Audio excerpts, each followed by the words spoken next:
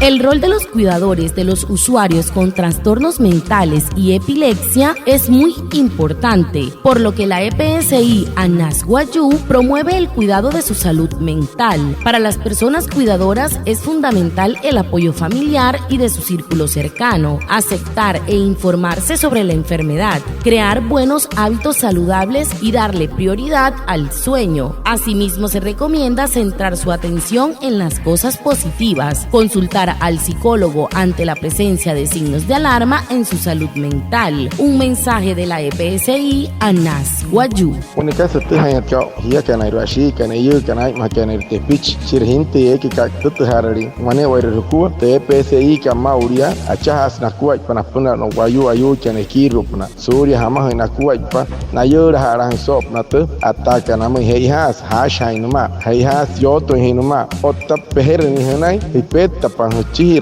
Otakota utakasa ni rakatna ananshia waraita hutuman warai herni hunir ni harapunaya othir kasmun tikase ihaka namoy hir kasmun tu howai raitu monoi hechwan hinte otu halina osnai no horin pang sang tenkir hutya poni rani ni re raisuro mintu ayuri ka purika ayuri skion wai ayus otta hirlenia wani weruko oni ramatna ne re le peheka ne hitia